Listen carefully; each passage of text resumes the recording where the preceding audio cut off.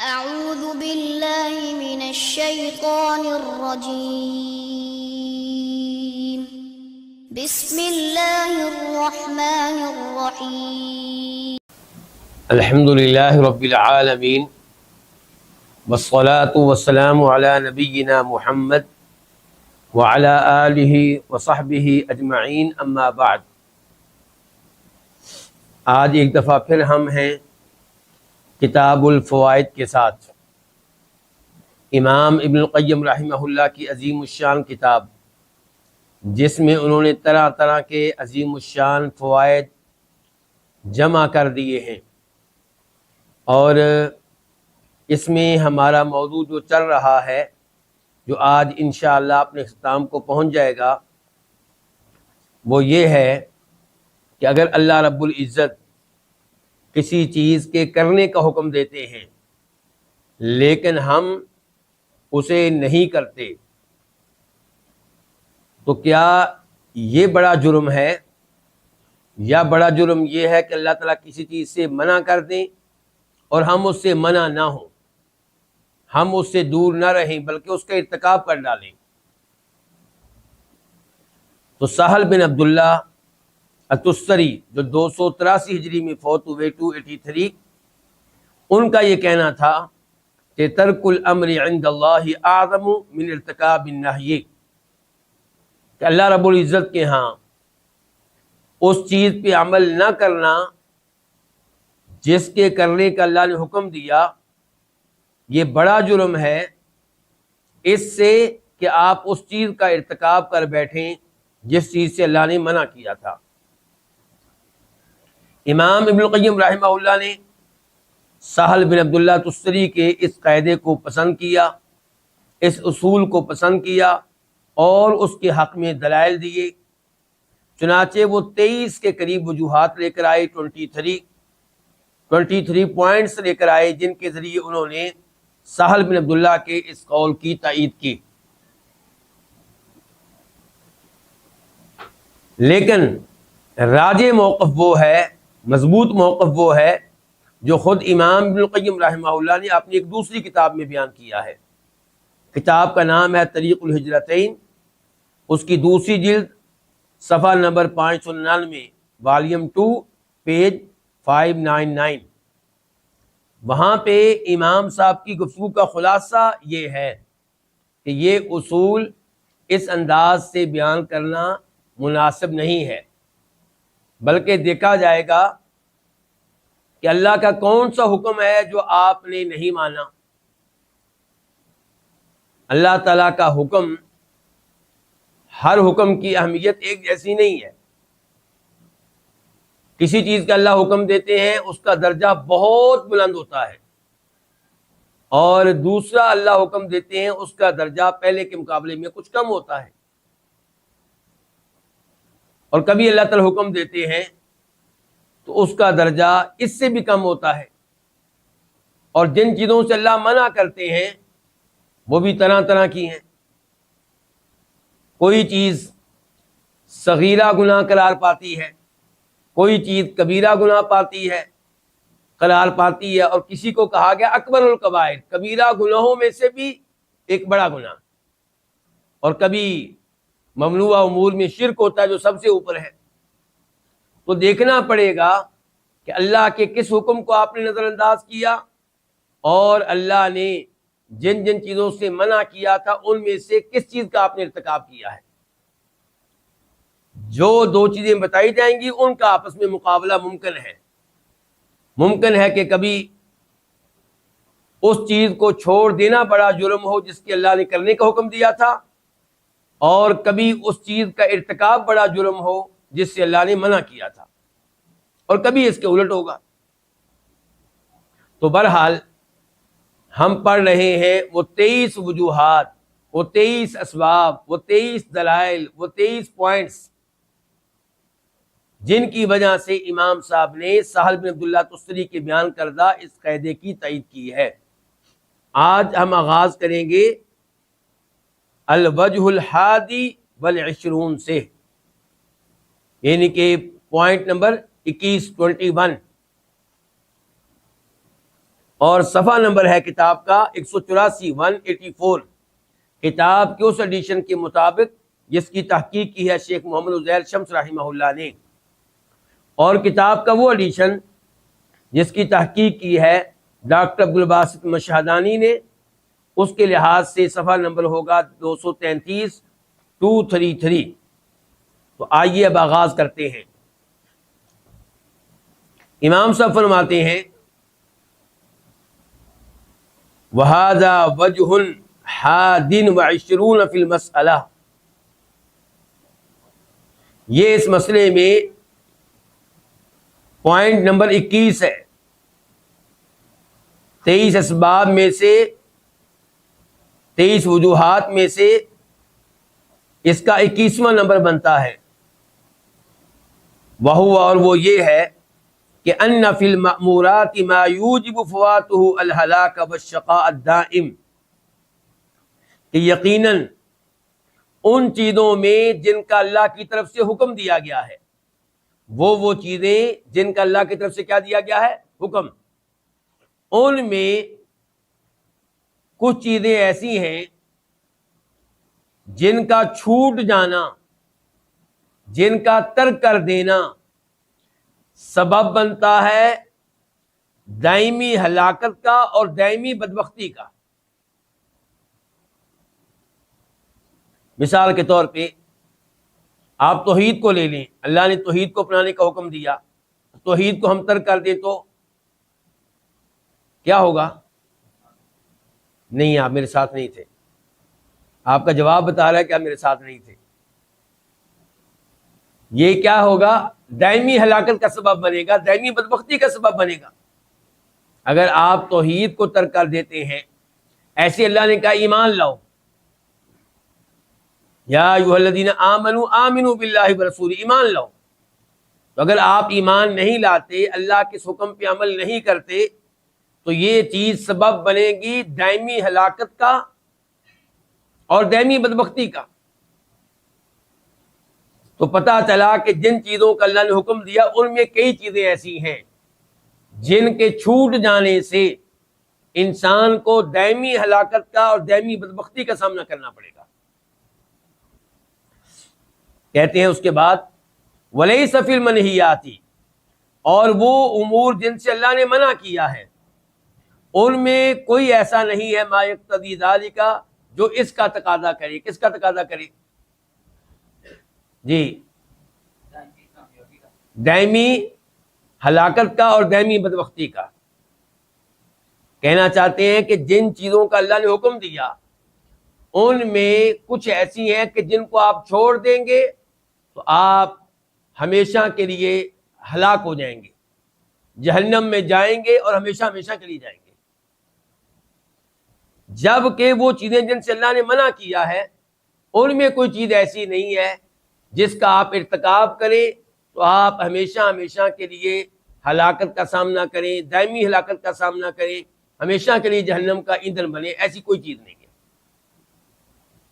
یہ امام صاحب کا موقف ہے، ورنہ حقیقت یہ ہے کہ ممنوعہ امور میں شرک موجود ہے، شرک موجود ہے۔ اگر کوئی شرک کا ارتکاب کرتا ہے تو وہ ہمیشہ ہمیشہ کے لیے کیا ہو جائے گا؟ جہنم میں رہے گا، الا یہ کہ فوت ہونے سے پہلے توبہ کر لے۔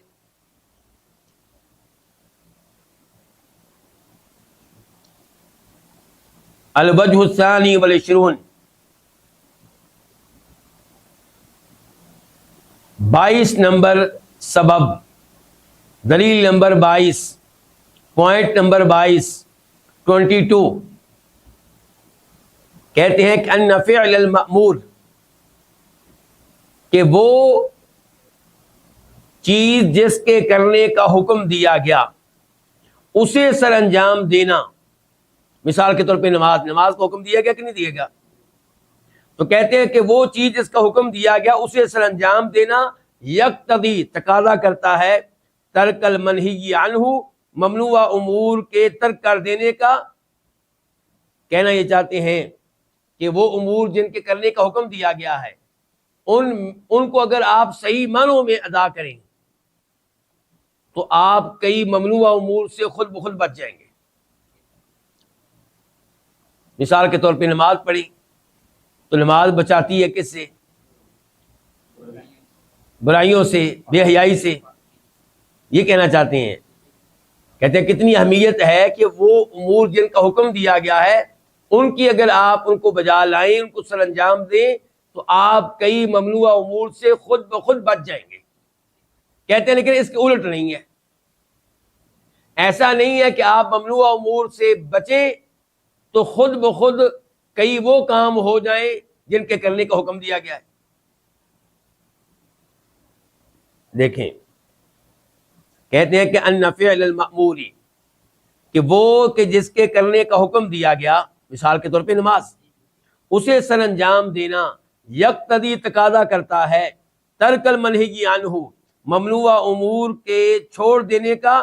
اذا، شرط یہ ہے کہ اذا، جب فعلا، اس کو سر انجام دیا جائے. کس کو؟ جس کے کرنے کا حکم دیا گیا، مثال کے طور پہ نماز، جب کہ اس کو سر انجام دیا جائے علی وجہہ، اس کی مطلوبہ شکل و صورت میں، صحیح معنوں میں اس کو سر انجام دیا جائے، اس کو سر انجام دیا جائے اس کی مطلوبہ شکل و صورت میں، من الاخلاصی، یعنی کہ اخلاص کے ساتھ، والمتابعتی، اور نبی علیہ السلام کی اتباع کے ساتھ، آپ کے طریقے کے مطابق، والنصح للہ فیہ، اور اس میں اللہ تعالیٰ کے لیے خیر خواہی کرتے ہوئے. قال تعالی، اللہ تعالیٰ نے فرمایا ان الصلاۃ تنہی عن الفحشاء والمنکر، یقیناً نماز تنہا، روکتی ہے بے حیائی سے اور برائی سے. سورہ عنکبوت آیت نمبر 45. اچھا، نماز کون سی چیز ہے؟ کیا نماز ان چیزوں میں سے ہے جن کا حکم دیا گیا، یا ان چیزوں میں سے ہے جن سے منع کیا گیا؟ یہ ان چیزوں میں سے ہے جن کا حکم دیا گیا، جو فرض ہے، واجب ہے. تو اللہ تعالیٰ کہہ رہے ہیں کہ یہ فرض، یہ واجب، تنہا، یہ آپ کو روک دے گا کس سے؟ یعنی کہ بے حیائی سے اور برائی سے. اچھا، بے حیائی اور برائی یہ کن میں سے ہیں؟ جن کا حکم دیا گیا ہے، جن سے منع کیا گیا. یہ وہ دو چیزیں جن سے منع کیا گیا. تو دیکھیں نماز کی برکت، دیکھیں کہ جب آپ نماز والے حکم پہ عمل کریں گے تو یہ آپ کو دو ممنوع امور سے بچا لے گی، ایک فحشی اور ایک برائی. واضح ہے نا کلام؟ کہتے ہیں شرط یہ ہے کہ نماز آپ کیسے پڑھیں؟ اخلاص کے ساتھ، اور نبی علیہ السلام کے طریقے کے مطابق. صلو کما رأیتمونی اصلی، نماز ویسے پڑھو جیسے مجھے پڑھتے ہوئے دیکھا ہے. اور والنصح للہ فیہ، نماز پڑھیں کیسے؟ اس میں اللہ کی خیر خواہی کریں. آپ اللہ کی خیر خواہی کیسے ہوتی ہے؟ اللہ کی خیر خواہی کا مطلب کیا ہے؟ لفظ یہاں پہ استعمال کیا کہ النصح. النصح کس کو کہتے ہیں؟ ارادۃ الخیر للمنصوح لہ، کہ جس کی خیر خواہی آپ کرنا چاہتے ہیں اس کے لیے آپ خیر کا ارادہ کریں. تو اللہ تعالیٰ کے لیے خیر کا ارادہ کیسے کریں گے؟ امام خطابی کہتے ہیں ان الفاظ کی وضاحت میں کہ اللہ کی توحید کے معاملے میں آپ کا عقیدہ ٹھیک ہو اور آپ عبادت کریں خلوص نیت سے. تو گویا کہ والنصح للہ فیہ، اس میں تاکید ہے اخلاص کی اور اتباع کی. انہی دو الفاظ کو گویا کہ دوبارہ ذکر کیا گیا ہے. اچھا، اب یہ ہو گیا کہ جناب اگر آپ وہ کام سر انجام دیں جن کا حکم دیا گیا ہے تو آپ کئی ممنوع امور سے بچ جائیں گے. کہتے ہیں دوسری طرف وَمُجَرَّدُ تَرْكِ الْمَنْهِيِّ، اور ممنوع امور کو ترک کر دینا، ممنوع امور سے اجتناب کرنا، صرف یہ چیز کہ آپ ممنوع امور سے بچ رہے ہیں، لا یقتضی، یہ چیز تقاضا نہیں کرتی فعل المأمور، اس کام کو سر انجام دینے کا جس کا حکم دیا گیا ہے، ولا یستلزمہ، اور نہ یہ اس کو لازم ہے. مثال کے طور پہ آپ کو منع کیا گیا ہے کس سے؟ شراب پینے سے. ٹھیک ہو گیا، تو آپ شراب سے دور رہیں تو شراب دور رہنے سے خود بخود نماز ادا ہو جائے گی؟ خود بخود نہیں ہوگی. ہاں، یہ چیز سبب بن سکتی ہے. اچھا، اب آپ نگاہ ڈالیے ان لوگوں کے اوپر جو شراب نہیں پیتے، تو شراب نہ پینے والے کیا سارے کے سارے نمازی ہیں؟ شراب نہ پینے والے کیا سارے کے سارے تلاوت کرتے ہیں؟ شراب نہ پینے والے کیا سارے کے سارے زکوٰۃ ادا کرتے ہیں؟ نہیں، ایسا نہیں ہے۔ لیکن اس میں کوئی شک و شبہ نہیں ہے کہ اگر آپ شراب پینے سے دور رہیں گے، بدکاری سے دور رہیں گے، سود لینے سے دور رہیں گے، تو زیادہ امید یہی ہے کہ اللہ تعالیٰ آپ کو توفیق دے دے گا خیر کے کام سر انجام دینے کی۔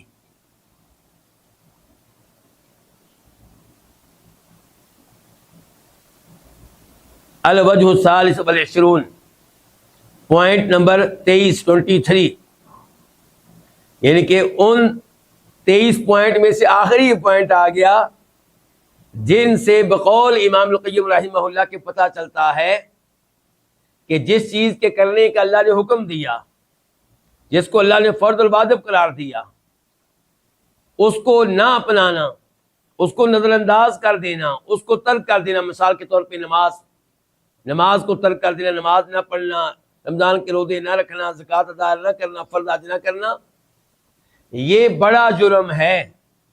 ممنوع کام کے ارتکاب سے، یعنی کہ بدکاری کرنے سے بڑا جرم، سود لینے سے بڑا جرم، اور چوری کرنے سے بڑا جرم، وغیرہ وغیرہ۔ یہ ضابطہ بیان کیا تھا، قاعدہ بیان کیا تھا امام سہل بن عبداللہ تستری نے، اور اس کو پسند کیا اس کتاب میں ہمارے امام ابن القیم رحمہ اللہ نے۔ چنانچہ اس کے حق میں دلائل دے رہے ہیں، اور 23 دلائل دے ڈالے ہیں۔ لیکن بار بار بتا چکا ہوں کہ اپنی دوسری کتاب میں انہوں نے ایسا نہیں کیا، اور وہاں پہ جو بیان کیا وہی درست ہے کہ دیکھا جائے گا کہ کون سا وہ کام ہے جس کے اوپر آپ نے عمل نہیں کیا، کون سا یہ فرض ہے جس کے اوپر آپ نے عمل نہیں کیا، اور دیکھا جائے گا کون سا گناہ ہے جس کا آپ نے ارتکاب کیا ہے۔ یہاں پہ کہتے ہیں الوجہ الثالث والعشرون، 23 نمبر، انما يحبه من المأمورات فهو متعلق بصفاته وما يكره من المنهيات فمتعلق بمفعولاته، کہ وہ امور جن کا حکم دیا گیا ہے ان میں سے جن سے اللہ محبت، یعنی کہ وہ امور جن کا حکم دیا گیا اور ان سے اللہ محبت کرتا ہے، جن کا حکم دیا گیا ان امور میں سے اللہ تعالیٰ جن سے محبت کرتا ہے، اور اللہ تمام امور سے محبت کرتا ہے، جس چیز کا اللہ نے حکم دیا اللہ اسے محبت کرتا ہے۔ تو یہ چیز جو ہے، یعنی کہ وہ سارے امور جن کا حکم دیا گیا اور اللہ ان سے محبت کرتا ہے، یہ سارے جو ہیں متعلق، یہ تعلق رکھتے ہیں اللہ کی صفات کے ساتھ۔ ان کا تعلق کس سے؟ اللہ تعالیٰ کی صفات کے ساتھ۔ اور وہ امور جن سے منع کیا گیا اللہ ان کو ناپسند کرتا ہے، تو ان کا تعلق ہے اللہ کی مخلوقات کے ساتھ۔ آپ کے چہرے بتا رہے ہیں کہ آپ اس کو نہیں سمجھ سکے، اور امام صاحب کو بھی پتا ہے کہ آپ لوگوں کو میری بات کی سمجھ نہیں آئی، تو امام صاحب کہتے ہیں وَهَذَا وَجْهٌ دقیق، یہ ایک دقیق چیز میں بیان کر رہا ہوں۔ یہ وجہ جو ہے 23 وجوہات میں سے یہ وجہ جو ہے، 23 اسباب میں سے یہ سبب جو ہے، 23 وجوہات میں سے یہ وجہ جو ہے یہ دقیق ہے۔ کیا ہے؟ اس میں دقت پائی جاتی ہے، بڑی باریک سی ہے۔ یحتاج الی بیان، یہ سمجھنے کے لیے اس کو ایک بیان کی ضرورت ہے، وضاحت کی ضرورت ہے۔ فنقول، چنانچہ ہم کہتے ہیں، اب امام صاحب اپنی اسی بات کی کیا کرنے لگے ہیں؟ وضاحت۔ کہتے ہیں المنہیات شرور، جن امور سے منع کیا گیا ہے، ممنوع امور جو ہیں وہ شر ہیں، ممنوع امور جو ہیں وہ سارے کے سارے شر ہیں۔ کیوں جی؟ شراب پینا خیر ہے کہ شر ہے؟ بدکاری کرنا خیر ہے یا شر ہے؟ چوری کرنا شر ہے؟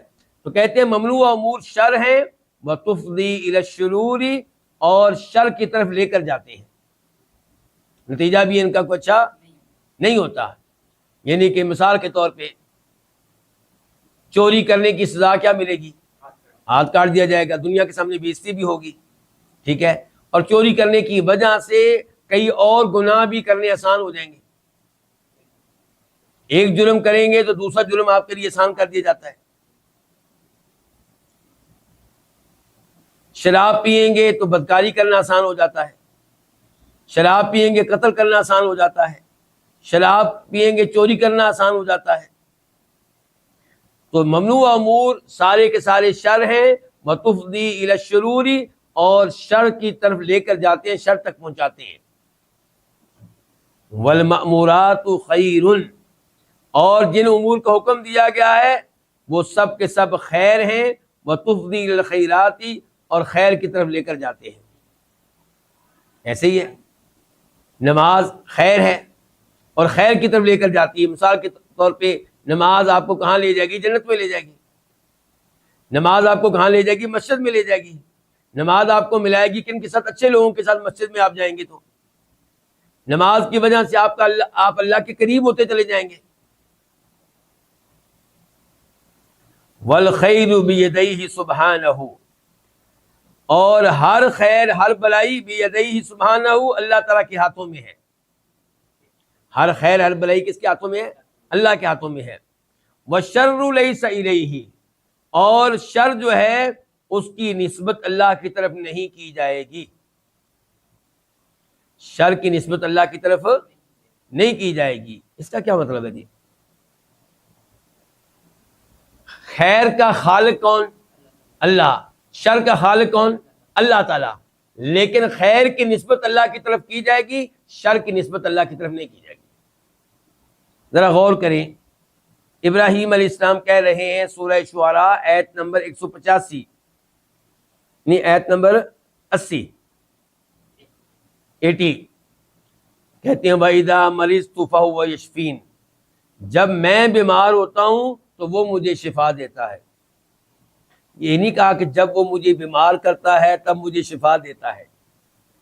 کیا کہہ رہے ہیں؟ جب بیمار میں ہوتا ہوں تو شفا مجھے وہ دیتا ہے. بیماری کی نسبت کس کی طرف کی ہے؟ اپنی طرف. بیماری شر ہے، مصیبت ہے، اس کی نسبت اللہ کی طرف نہیں کی. شفا خیر ہے، اس کی نسبت کس کی طرف کی ہے؟ اللہ کی طرف.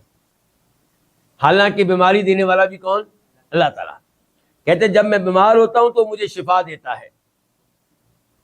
اچھا ایک اور آیت میں غور کریں ذرا. سورہ فلق، قل اعوذ برب الفلق من شر ما خلق.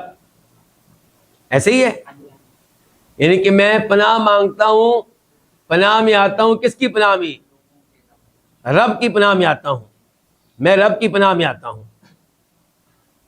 کس چیز سے بچنے کے لیے؟ من شر ما خلق، ان چیزوں کے شر سے بچنے کے لیے جن چیزوں کو اللہ نے پیدا کیا.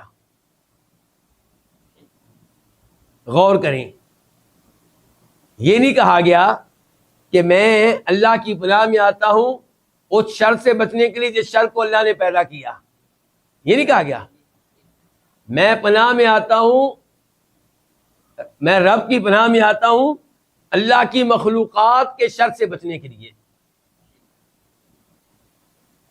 شر کی نسبت کس کی طرف کی گئی؟ مخلوق کی طرف کی گئی. گویا کہ سانپ کے شر سے بچنے کے لیے میں اللہ کی پناہ میں آتا ہوں. شیر کے شر سے بچنے کے لیے میں اللہ کی پناہ میں آتا ہوں. کوئی چور ڈاکو اس کے شر سے بچنے کے لیے میں اللہ کی پناہ میں آتا ہوں. تو اس شر کی نسبت اللہ کی مخلوق کی طرف کی گئی ہے، یہاں پہ اللہ کی طرف نہیں کی گئی، حالانکہ اس شر کا خالق بھی اللہ ہے.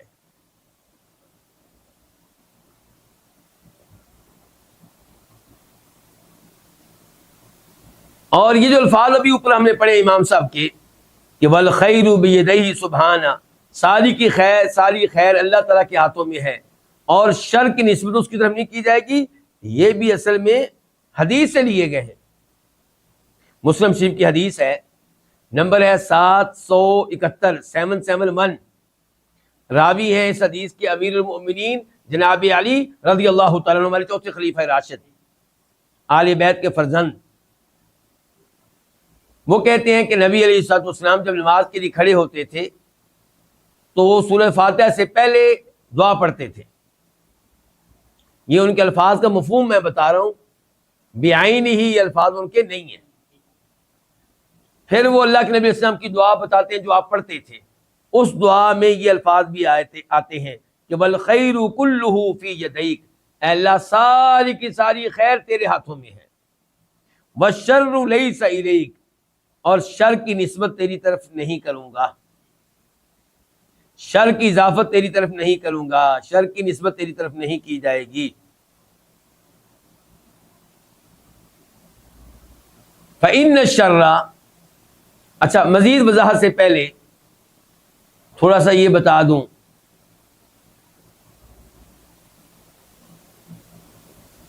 کہ اللہ نے کوئی ایسا شر پیدا نہیں کیا جو شر ہی شر ہو. اللہ نے کوئی ایسی چیز پیدا نہیں کی جس میں صرف شر ہو، جس میں صرف شر ہو. اللہ نے جو چیز بھی پیدا کی ہے اس میں کسی نہ کسی اعتبار سے خیر بھی موجود ہے. دوسرے نمبر پہ جن چیزوں کو ہم شر کہتے ہیں وہ شر ہے میرے لحاظ سے، آپ کے لحاظ سے، مخلوق کے لحاظ سے. اللہ کے لحاظ سے تو کوئی بھی چیز شر نہیں. سمجھ رہے ہیں؟ اللہ کے لحاظ سے کوئی بھی چیز شر نہیں ہے. تو جن چیزوں کو ہم شر کہتے ہیں وہ شر ہے میرے لحاظ سے، آپ کے لحاظ سے. اور ہو سکتا ہے کہ وہ لوگوں کے لحاظ سے بھی، سب لوگوں کے لحاظ سے شر نہ ہو. نوح علیہ السلام کی قوم پہ عذاب آیا، طوفان آیا، پانی آیا. کیا وہ نوح علیہ السلام کے لحاظ سے بھی شر تھا؟ جو ان کے اوپر ایمان لائے تھے ان کے لحاظ سے بھی شر تھا. ان کی تو آنکھیں ٹھنڈی ہو رہی ہوں گی دیکھ کے کہ یہ اللہ کے دشمن جنہوں نے ہماری زندگی حرام کر رکھی تھی اور جو کبھی بھی ہماری بات سننے کے لیے تیار نہیں تھے، ہمارا مذاق اڑاتے تھے. تو کہنے کا مطلب یہ کہ ان کے لحاظ سے وہ شر نہیں تھا. تو ایک چیز ہو سکتا ہے آپ کے لحاظ سے شر ہو، کسی اور کے لحاظ سے شر نہ ہو، اور اللہ کے لحاظ سے تو کوئی بھی چیز شر نہیں ہے. آپ گناہوں کو لے لیں، کس کو لے لیں؟ گناہ جو ہے وہ شر ہے میرے لحاظ سے، آپ کے لحاظ سے. کیوں؟ بدکاری کی وجہ سے اللہ ہمیں معاف رکھے. بدکاری کی وجہ سے کیا ہوگا؟ ممکن ہے دنیا میں سزا مل جائے، دنیا میں بے عزتی بھی ہو جائے، سزا بھی مل جائے اگر شرعی عدالت ہوگی، اور آخرت میں بھی سزا ملے. لیکن اللہ تعالیٰ کے لحاظ سے تو اس میں کوئی شر نہیں، بلکہ اس میں اس لحاظ سے خیر ہے کہ انسان شرمندہ ہوگا، توبہ کرے گا، معافی مانگے گا، گڑ گڑائے گا، عاجزی کا اظہار کرے گا، انکساری کا اظہار کرے گا.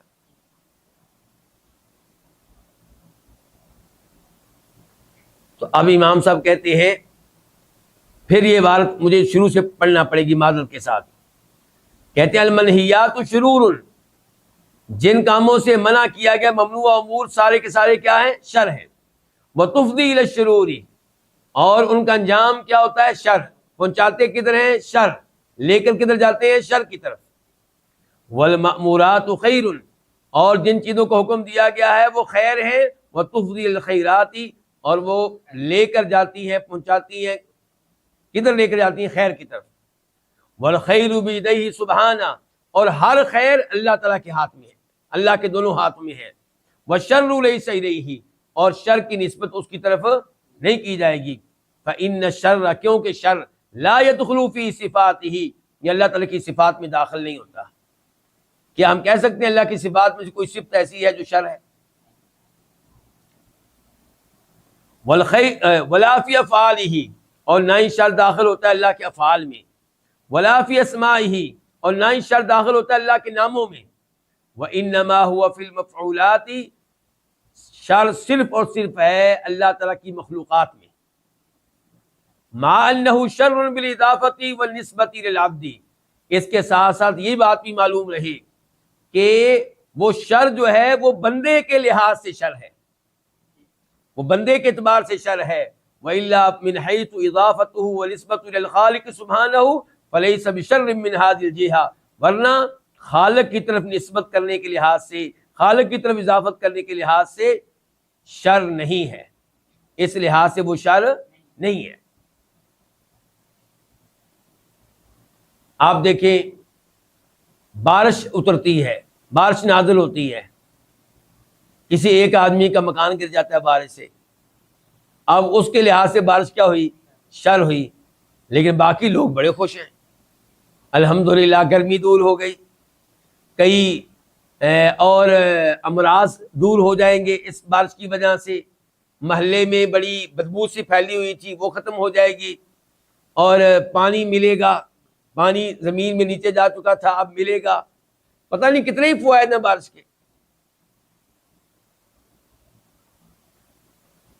فغایت ارتکاب المنہی ان یوجب شرا بالاضافة للعبد مع انه في نفسه ليس بشر، ممنوع معاملے کے ارتکاب میں زیادہ سے زیادہ یہ ہوگا کہ وہ سبب بنے گا بندے کے اعتبار سے شر کا۔ اگر آپ نے سود لیا ہے تو اس کا نتیجہ شر نکلے گا آپ کے لحاظ سے، آپ کی مال میں بے برکتی ہوگی اور آخرت میں بھی سزا کا سامنا کرنا پڑ سکتا ہے، دنیا میں بھی مصیبت آ سکتی ہے۔ تو ممنوعہ کام کے ارتکاب میں زیادہ سے زیادہ کیا ہوتا ہے کہ وہ شر کا سبب بنتا ہے بندے کے اعتبار سے، مع انہ فی نفسہ لیس بشر، جبکہ وہ بذات خود شر نہیں ہے، بذات خود وہ شر نہیں ہے۔ واما فوات المأمور، اور جہاں تک تعلق ہے اس چیز کے چھوٹ جانے کا جس کا حکم دیا گیا تھا، مثال کے طور پہ نماز کے چھوٹ جانے کا، فیفوت بہ الخیر، تو اس کی وجہ سے وہ خیر بھی چھوٹ جائے گی، الذی بفواتہ، جس کے چھوٹ جانے سے یحصل ضدہ من الشر، اس کا جو مد مقابل شر ہے وہ آ جائے گا، یعنی کہ وہ چیز جس کا حکم دیا گیا تھا، مثال کے طور پہ نماز ہے، اس کے چھوٹ جانے سے وہ خیر بھی چھوٹ جائے گی، جس خیر کے چھوٹ جانے سے اس خیر کا مد مقابل شر جو ہے وہ موجود ہوگا، وہ آ جائے گا۔ وَكُلَّمَا كَانَ الْمَأْمُورُ أَحَبَّ إِلَى اللَّهِ سُبْحَانَهُ، اور جس قدر حکم دیا ہوا کام اللہ تعالیٰ کے ہاں زیادہ محبوب ہوگا، مثال کے طور پہ توحید ہے، اس کا اللہ نے حکم دیا ہے، ایمان اس کا اللہ نے حکم دیا ہے، تو کہتے ہیں جس قدر وہ چیز جس کا حکم دیا گیا ہے اللہ کے ہاں زیادہ محبوب ہوگی، کان الشر الحاصل بفوات آدم، تو وہ شر جو موجود ہوتا ہے اس کے چھوٹ جانے سے وہ زیادہ بڑا ہوگا، جیسا کہ توحید اور ایمان ہے۔ توحید اگر جاتی رہی تو جو شر آئے گا وہ بہت بڑا ہوگا، ہمیشہ کے لیے جہنم۔ ایمان اللہ تعالیٰ کے ایمان کا حکم دیا گیا ہے اور یہ اللہ کو بہت محبوب ہے، تو اگر یہ چھوٹ گیا تو اس کے چھوٹ جانے سے جو شر آئے گا وہ بہت بڑا ہوگا۔ وَسِرُّ هَٰذِهِ الْوُجُوهِ، ان تمام پوائنٹس، ان تمام وجوہات، ان تمام اسباب کا خلاصہ یہ ہے، راز یہ ہے کہ ان المأمور بہ محبوبہ، کہ جن جن چیزوں کا حکم دیا گیا ہے وہ چیزیں اللہ تعالیٰ کو محبوب ہیں، اللہ کو بڑی پیاری ہیں۔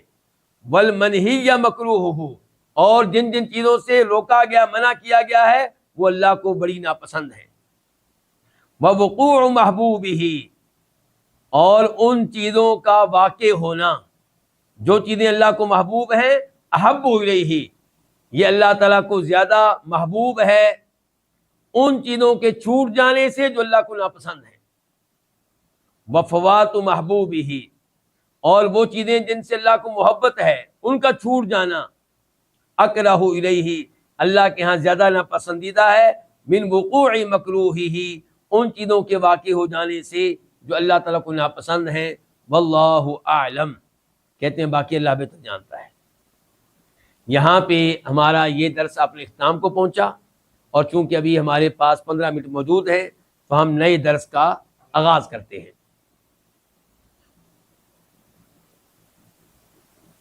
نیا درس کیا ہے؟ امام صاحب کہتے ہیں فصل مبنی الدین علی قاعدتین، دین کی جو بلڈنگ ہے، دین کی جو بنیاد ہے وہ قائم ہے دو چیزوں پہ. دین کی بلڈنگ، دین کی عمارت وہ قائم ہے، وہ کھڑی ہے کتنی چیزوں پہ؟ دو چیزوں پہ، دو بنیادوں پہ. الذکر والشکر. نمبر 1 اللہ کا ذکر، نمبر 2 اللہ کا شکر. تو دین کی بلڈنگ قائم ہے کتنی بنیادوں پہ؟ دو بنیادوں پہ. نمبر 1 یہ کہ اللہ کا ذکر کیا جائے، نمبر 2 یہ کہ اللہ کا شکر ادا کیا جائے. قال تعالی، اللہ تعالیٰ فرماتے ہیں فاذکرونی اذکرکم، تم میرا تذکرہ کرو، میرا ذکر کرو، میں تمہارا تذکرہ کروں گا، میں تمہیں یاد رکھوں گا. واشکرونی، اور تم میرا شکر ادا کرو، یعنی کہ میری نعمتوں پہ میرا شکر ادا کرو. ولا تکفرونی، اور میری ناشکری نہ کرو. سورہ بقرہ آیت نمبر 152. تو اس آیت میں اللہ کے ذکر کا بھی کہا گیا کہ میرا ذکر کرو. نمبر 2 کیا کہا گیا؟ میرا شکر کرو، میری ناشکری نہ کرو. وقال النبی صلی اللہ علیہ وسلم علی معاذ، اور نبی علیہ الصلوۃ والسلام نے کہا تھا معاذ بن جبل رضی اللہ تعالیٰ عنہ سے، واللہ انی لاحبک، اللہ کی قسم میں یقیناً تم سے محبت کرتا ہوں. یہ کس سے کہہ رہے ہیں؟ معاذ بن جبل سے. کون؟ اللہ کے نبی. ایک ہے معاذ بن جبل کہیں کہ اے اللہ کے نبی میں آپ سے محبت کرتا ہوں علیہ الصلوۃ والسلام، اور ایک یہ معاذ بن جبل کا اعزاز کہ اللہ کے نبی کہہ رہے ہیں کہ اے معاذ اللہ کی قسم مجھے تم سے محبت ہے. فلا تنسا، اس لیے تم نے یہ بات بھولنی نہیں ہے. چونکہ مجھے تم سے محبت ہے تو میں تمہیں ایک نصیحت کر رہا ہوں اور تم نے اس کو بھولنا نہیں ہے. فلا تنسا، تم نے یہ بات بھولنی نہیں ہے. ان تقولا، تم نے یہ کہنا بھولنا نہیں ہے. دبر کل صلاۃ، ہر فرض نماز کے بعد، اللہم اعنی علی ذکرک و شکرک و حسن عبادتک، اے اللہ میری مدد کر. اے اللہ علی ذکرک، اپنا ذکر کرنے کے معاملے میں، یعنی کہ اللہ کا ذکر کرنے کے لیے بھی ہم محتاج ہیں کس کے؟ اللہ کی مدد کے. اللہ کی مدد کے بغیر ہم اللہ کا ذکر بھی نہیں کر سکتے. جو ہم کہتے ہیں نا سبحان اللہ، یہ ہم اللہ پہ احسان نہیں کر رہے، یہ اللہ ہمارے اوپر احسان کر رہا ہے کہ اللہ نے ہماری مدد کی، ہمیں توفیق دی ہے اللہ اکبر کہنے کی، سبحان اللہ کہنے کی. فرمایا اے اللہ میری مدد کر علی ذکری کا، اپنا ذکر کرنے کے معاملے میں، وہ شکری کا، اور اپنا شکر ادا کرنے کے معاملے میں، وہ حسن عبادت، اور اپنی بہترین عبادت کرنے کے معاملے میں. اللہ کی بہترین عبادت کرنے میں ہم محتاج ہیں کس کی مدد کے؟ اللہ کی مدد کے. اللہ کی نعمتوں پہ اللہ کا شکر ادا کرنے کے لیے ہم محتاج ہیں کس کے؟ اللہ کی مدد کے. اللہ کا ذکر کرنے کے معاملے میں محتاج ہیں کس کے؟ اللہ کی مدد کے. لا حول ولا قوت الا باللہ، گناہ سے بچنا ممکن نہیں ہے اللہ کی مدد کے بغیر، اور نیکی کرنا ممکن نہیں ہے اللہ کی مدد کے بغیر. اس حدیث کو روایت کیا امام احمد نے اور ابو داؤد نے. امام ابو داؤد کے ہاں اس کی نمبرنگ کیا ہے؟ 1522 1522، اور اس کی سند صحیح ہے. تو اس آیت میں بھی تذکرہ آیا تھا اللہ کے ذکر کا اور اللہ کے شکر کا، اور اس حدیث میں بھی اللہ کے ذکر شکر کا تذکرہ آیا ہے. وَلَيْسَ الْمُرَادُ بِالذِّكْرِ مُجَرَّدَ ذِكْرِ اللِّسَانِ، اور اللہ کے ذکر سے مراد صرف زبان سے اللہ کا ذکر کرنا نہیں ہے، بل ذکر القلب واللسان، بلکہ اللہ کے ذکر سے مراد کیا ہے؟ اللہ کا دلی ذکر بھی کرنا اور زبانی ذکر بھی کرنا. یعنی کہ زبان کے ساتھ اللہ کا ذکر کر رہے ہو اور دل میں آپ کو پتا ہو کہ آپ کیا کہہ رہے ہیں. عام طور پہ جو ہم اللہ کا ذکر کرتے ہیں اس میں زبان ہماری چل رہی ہوتی ہے، دل ساتھ نہیں دیتا. اسی لیے تمہاری نمازیں ہمیں بے حیائی اور برائی سے منع نہیں کرتی ہیں، اسی لیے تو ہماری دعائیں قبول نہیں ہوتی. ہم دعا کر رہے ہوتے ہیں، رٹا لگایا ہوا ہے. یہ جو ہماری وہ مساجد ہے جہاں ہر فرض نماز کے بعد اجتماعی دعا ہوتی ہے، ذرا دیکھا کریں آپ امام صاحب کو بھی مقتدیوں کو بھی. نہ امام صاحب کو پتا ہے کہ میں کیا کہہ رہا ہوں، نہ مقتدیوں کو پتا ہے کہ کیا کہا جا رہا ہے. سب کی ہم بات نہیں کرتے، لیکن زیادہ تر ایسے ہی ہوتے ہیں. اسی لیے جناب عمر فاروق نے کہا تھا نا، یہ گارنٹی تم مجھے دے دو کہ تم بہترین طریقے سے دعا کرو گے، دعا کا حق ادا کرو گے، یہ گارنٹی میں تمہیں دیتا ہوں کہ دعا قبول ہوگی. وہ کہا کرتے تھے ٹینشن دعا کی قبولیت کی نہ لیں، ٹینشن اس بات کی لیں کہ کیا آپ دعا کا حق ادا کر رہے ہیں. یہ ان کے الفاظ کا مفہوم ہے، میں ان کے الفاظ بیان نہیں کر رہا، مفہوم یہ ہے. تو کہنا چاہتے ہیں امام صاحب کہ ذکر سے مراد صرف زبان کے ذریعے ذکر کرنا نہیں ہے، بلکہ دلی اور زبانی ذکر، یعنی کہ زبان کے ساتھ ذکر. وَذِكْرُهُ، اور اللہ کا ذکر یتضمن، یہ شامل ہے کن کن چیزوں کو؟ ذکر اسماءہ و صفاتہ، اللہ کے ناموں اور اللہ کی صفات کے ذکر کو. یعنی کہ جب آپ اللہ کے نام پڑھ رہے ہوتے ہیں، اللہ کے ناموں کا معنی اس کے اوپر غور کر رہے ہوتے ہیں، اللہ کے ناموں کا جو عقیدہ ہے وہ سیکھ رہے ہوتے ہیں، تو آپ کیا کر رہے ہیں؟ اللہ کا ذکر کر رہے ہیں. تو کہتے ہیں اللہ کا ذکر یہ شامل ہے اللہ کے ناموں کے ذکر کو اور اللہ کی صفات کے ذکر کو. جب آپ اللہ کی صفات پڑھ رہے ہوتے ہیں تو یہ آپ کیا کر رہے ہیں؟ اللہ کا ذکر کر رہے ہیں. وَذِكْرَ أَمْرِهِ وَنَهْيِهِ، اور اللہ کا ذکر شامل ہے اللہ کے اوامر کے ذکر کو اور اللہ کی نواہی کے ذکر کو. کیا مطلب؟ جب آپ کہتے ہیں کہ اللہ تعالیٰ نماز کا حکم دیتا ہے تو یہ آپ اللہ کا ذکر کر رہے ہیں. جب آپ کہتے ہیں اللہ روزے رکھنے کا حکم دیتا ہے تو یہ آپ اللہ کا ذکر کر رہے ہیں. جب آپ کہتے ہیں کہ اللہ شراب پینے سے منع کرتا ہے تو یہ آپ اللہ کا ذکر کر رہے ہیں. اور جب آپ نماز پڑھ رہے ہوتے ہیں اللہ کے دیے کا حکم کے مطابق، یہ آپ اللہ کا ذکر کر رہے ہیں. جب آپ اللہ کی وجہ سے شراب نہیں پیتے تو یہ آپ اللہ کا ذکر کر رہے ہیں. وَذِكْرَهُ بِكَلَامِهِ، اور تیسرے نمبر پہ اللہ کا ذکر شامل ہے کس چیز کو؟ اللہ کا ذکر کرنے کو اس کے کلام کے ذریعے. یعنی کہ جب آپ اللہ کا کلام پڑھتے ہیں، قرآن پڑھتے ہیں، سورہ بقرہ پڑھتے ہیں، تو یہ بھی آپ کیا کر رہے ہیں؟ اللہ کا ذکر کر رہے ہیں. وَذَلِكَ يَسْتَلْزِمُ مَعْرِفَتَهُ وَالْإِيمَانَ بِهِ وَبِصِفَاتِ كَمَالِهِ وَنُعُوتِ جَلَالِهِ وَالثَّنَاءِ عَلَيْهِ بِأَنْوَاعِ الْمَدْحِ وَذَلِكَ لَا يَتِمُّ إِلَّا بِتَوْحِيدِهِ. اور یہ چیز تقاضا کرتی ہے، کیا چیز؟ اللہ کا ذکر. اللہ کا ذکر کرنا یہ چیز تقاضا کرتی ہے کس چیز کا؟ کہ معرفتہ، کہ آپ اللہ کو پہچانیں. اگر آپ واقعی اللہ کا ذکر کرنے والے ہیں تو اللہ کی معرفت ہونی چاہیے آپ کے پاس، اللہ کے بارے میں معلومات ہونی چاہیے آپ کے پاس. تو یہ چیز لازم ہے، مستلزم ہے، تقاضا کرتی ہے اللہ کی معرفت کا، والایمان بہ، اور اس پہ ایمان لانے کا. اللہ پہ آپ کا ایمان نہیں اور آپ کہتے ہیں میں اللہ کا ذکر کرتا ہوں. پہلے اللہ پہ ایمان تو لائیں. اچھا، یہ چیز تقاضا کرتی ہے اللہ کی معرفت کا اور اللہ پہ ایمان لانے کا. وَبِصِفَاتِ كَمَالِهِ، اور اللہ تعالیٰ کی کامل صفات پہ ایمان لانے کا. وَنُعُوتِ جَلَالِهِ، اور اس کی عظیم صفات پہ ایمان لانے کا. کامل صفات، عظیم صفات. وَالثَّنَاءِ عَلَيْهِ، اور یہ چیز تقاضا کرتی ہے کہ اللہ کی حمد و ثنا بیان کی جائے. بِأَنْوَاعِ الْمَدْحِ، اللہ کی مدح کی مختلف اقسام کے ساتھ. کبھی اللہ کی مدح اس لحاظ سے کی جائے، کبھی اس لحاظ سے کی جائے. مثال کے طور پہ کبھی اللہ تعالیٰ کی آپ مدح بیان کر رہے ہوں،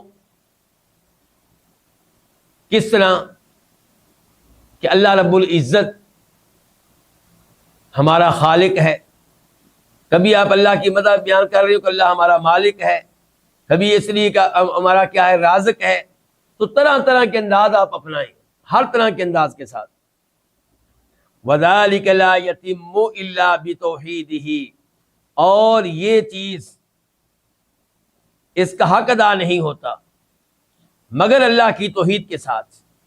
جب آپ اللہ کی توحید کو اپنائیں گے تو تبھی آپ اللہ کے ذکر کا حق ادا کر سکیں گے، تبھی آپ اللہ تعالیٰ کو پہچان سکیں گے، تبھی آپ اللہ پہ ایمان لا سکیں گے. اگر آپ اللہ کے ساتھ اوروں کو شریک کرنے والے ہیں تو آپ اللہ کے ذکر کا حق ادا کرنے والے نہیں ہیں، نہ ہی آپ اللہ کی معرفت کا حق ادا کرنے والے ہیں، نہ ہی آپ اللہ پہ ایمان لانے کا حق ادا کرنے والے ہیں. فذکرہ الحقیقی، چنانچہ اللہ کا حقیقی ذکر، یستلزم ذلک کلہ، ان تمام چیزوں کا تقاضا کرتا ہے. کن تمام چیزوں کا؟ جو بھی گزری ہیں. وَيَسْتَلْزِمُ ذِكْرَ نِعَمِهِ وَآلَائِهِ وَإِحْسَانِهِ إِلَى خَلْقِهِ، اللہ کا حقیقی ذکر ان تمام چیزوں کا تقاضا کرتا ہے جو بھی گزری ہیں، اور یہ تقاضا کرتا ہے اس چیز کا کہ ذکر نعمه وآلائه، اللہ کی نعمتوں کا بھی تذکرہ کیا جائے. اللہ نے مجھے اولاد دی ہے، اللہ نے مجھے رزق دیا ہے، اللہ نے مجھے عزت دی ہے، اللہ نے مجھے قرآن کا حافظ بنایا ہے.